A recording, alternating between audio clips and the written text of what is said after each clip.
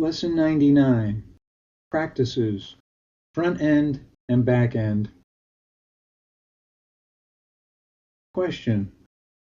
I want to give you some feedback and seek some further guidance from you. The spinal breathing pranayama had an almost immediate calming effect, reducing the intensity and wildness of the emotional storms I was experiencing. I am currently, and so far, comfortable with the practices up to but excluding Yogani Mudra Kumbhaka. Comfortable in the sense that while the practices are still somewhat clunky, I have not been experiencing any surges and imbalances. I did try Yogani Mudra Kumbhaka for one day, and 3 days later, after a severe emotional roller coaster ride, it felt as though my entire nervous system had been fried. I was utterly exhausted. So I have very quickly backed off from that for the time being. Questions. While I have had what I could describe as two peak experiences in my life, one of these before I had ever meditated, I do not experience feelings of bliss or anything similar. For the most part, meditation is just meditation. If I slip into any form of expectation, it then very quickly becomes an exercise in frustration. Suggestions or comments? I am in general able to direct energy at will, including Kundalini, yet my body seems unable to cope with the energy if I do so. Kind of like having a race car with no oil in the engine. If you start it, the engine just blows. Again, any suggestion or comments you may have would be most welcome. Answer. I am very glad that the spinal breathing helped. It is a wonderful practice, not only for balancing, but also for gradually and safely awakening the Shiva-Shakti union in the Sushumna and everywhere, experienced as the rise of ecstatic conductivity. And, of course, spinal breathing is a powerful enhancer of meditation as well, a primary reason we do it. If you have taken on Mula Bandha, Sambhavi, and Siddhasana in such a short time with no overloads, you are doing really fantastic. Yogani Mudra Kumbhaka is another big step. It turns up the volume on everything. Even just a few minutes of it goes a long way. When you feel like trying it again, just do one repetition and see what happens. There can be a delayed reaction with Kumbhaka as your experience confirms.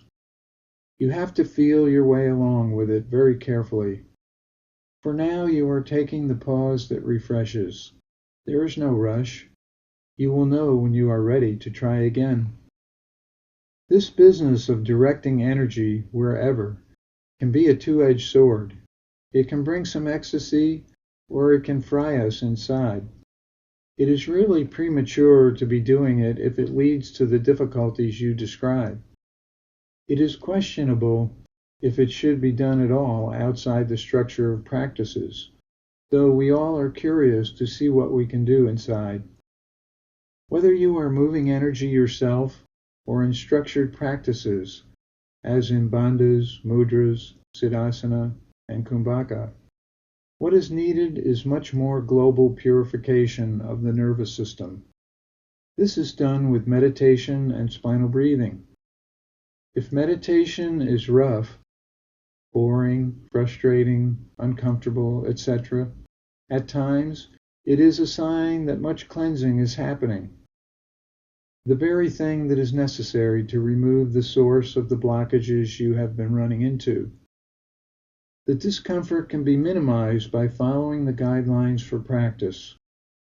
Check the early lessons on how to deal with the various things that can come up in meditation. Remember, expectations are regarded as any other thoughts that come up in meditation, and we easily go back to the mantra.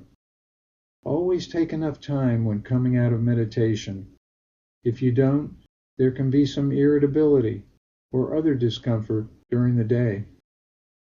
Meditation is where you will get the most done to allow you to eventually do more on the back end of practices, Yogani Mudra, etc. So consider doing more on the front end of practices to help you on the back end. There is much you can do to enhance the depth, power, and smoothness of your meditation. The length of meditation now is okay. 20 minutes is optimal for most people. If you put asanas in front of pranayama, that will give you an extra step going inward and help smooth things too. Then, if pranayama is smooth, you can inch it up in time to take you even deeper before you get into meditation. Try adding 5 minutes to pranayama. If it is smooth for a few weeks, then try another 5 minutes. Spinal breathing will not only help meditation, but direct energy in a more balanced way for inner awakening. Do your energy directing up and down the sushumna between the third eye and root in spinal breathing, and you will accomplish the most, with the least chance of problems. If you can get to 10 minutes asanas, 20 minutes pranayama, and 20 minutes meditation, you will be doing global house cleaning by the truckload. If all that stays smooth, you will be pouring lots of oil into that race car of yours, cleaning and lubricating your nervous system to enable more flow of prana. You will know it is working when you can do Yogani Mudra Kumbhaka with no emotional upheavals, but ecstasy instead. You will experience more pleasure from the other practices as well. It could take a while to get to that stage, but you will be on the right track if you focus more on the front end of practices. You seem to be a bit ahead of your nervous system with your energy flows, so you have to go back and take care of cleaning out the vehicle. There really isn't any way around it, unless you want to go the Gopi Krishna route of having too much energy running around inside and spending years in difficulties, until finally the nervous system is burned clean inside and the smoke clears. That isn't a very good shortcut. It can be much more fun than that. The Guru is in you.